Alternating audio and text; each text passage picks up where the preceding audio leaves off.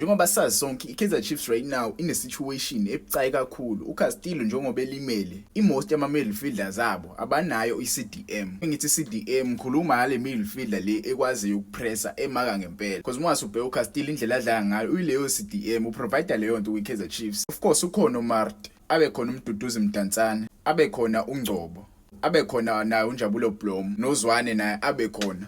But kulama midfielders lawa ngeke ungitshela ukuthi ikhona A1 engayiprovider indlela yokudlala engaprovider lo mjida lo. Ngibona ngempela ukuthi ukhona ongayiprovider indlela adlala ngayo uCastillo because uCastillo ule CDM le edlalisa kwedefender yabo edefensive CDM edefensive eprovide stability kuleya center half yeKaizer Chiefs. Mina ukhona umdlali kuKaizer Chiefs ongangenzela lo msebenzi lo waCastillo. I don't know why uNabi angambuyisi yabo, but ngisathanda kubona ithombe esejimini benomduduzi Mdantsane bebuyile.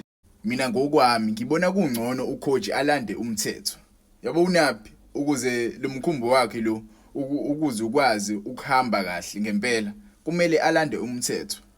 Injini yangempela umthetho bamthenga le kwiStellenbosch FC eyinjini yeStellenbosch yabo before kufike Jayden Adams. Kwakhona umthetho abamlanda le ukuthi azoprovide istability kwi-center yeKaizer Chiefs. Kuyikona last season iKaizer Chiefs yayidlaliswa ucoach vele ngekho mnandi yabo. So manje nje wasekukhona lo baba lo coach Nabi and uCastillo ilimele. uCastillo kuthiwa uzohlala 9 months yabo. Why engalandwa umthetho?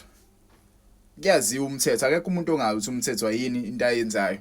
And it was a shocker that isizini isaqala bebefuna umthetho ahambe yabo. Ayikho ukuthi mayimdinga umthetho at the moment, but njoba ukhona umdlali uzoqhubeka udlalise labafana laba abancane labo oZwane, udlalise oNgcobo, udlalise yabo oMduduzi Shabala le center. Ama team azoyidalela le center. If ubheka le game iKaizer Chiefs and iMamelodi Sundowns, ucoach lapha wadlalisa uBlom emdlalisa noZwane. Abekho defensive lawo badlali labo yabo. Igame yazaqala kahle singena uMart yabo, uyena mdlali ke lapha owangena wakhombisa ngempela imandate yakhe ukuzomaka yabo. Ocabanga usuzodlalisa Mthethwa mhlawumbe umdlalise noMart yabo. Imandate yabo ukumaka kuthi phambili kwabe ube naye lo mfana lo uMduduzi Shabalala yabo. Into kanjalo nje angazi kwenze njani, mhlambe ungamdlalisi ke noMart, mhlambe umdlalise noNjabulo Blom yabo. Mina nje ngokwami umbono ucoach kumele ambuyise umthetho kumele abuye. Ngiyazi uyaleka ekudlaleni ibhola, but uyakwazi ukumaka akwazi ukudlala ibhola kodwa uyakwazi ukumaka. Uyamdinga umuntu omaka esenta, awumdingi nje, awulidingi imidfielder elikwazi ukudlala ibhola kuphela. Cause njoba uyinjini yeteam mele ukwazi ukuthi yini umsebenzi wakho ezinjini yabo. Ngeke uzudlalisa ama ball playing midfielders awu2 center, akwazi ukwenzeka lokho.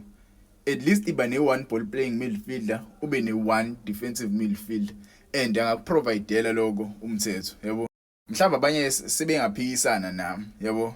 Ngokweni nina nibona kumbono omuhle ukuthi abuye umthethwa noma iKaizer Chiefs okwamanje center isa right yabo. Esenta nje angiboni mina ku right lapha kwiKaizer Chiefs. Bayamdinga umthethwa kumele abuyile noma ngoJanuary bahambe bayothenga umunye umdlali.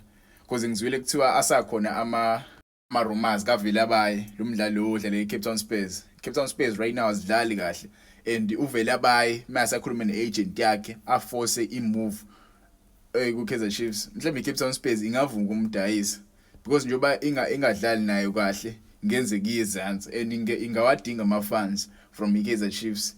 Singesazi kodwa ke ama politics ebhola ayaqhubeka, ama teams amaningi afuna ukudayisela iChiefs. I don't know why, but nje mina uvele baye ngabona ku right side kwiKaizer Chiefs yabo. iKaizer Chiefs uthola umunye umdlali o strong center yize sayingani naye but anga provide stability yabo.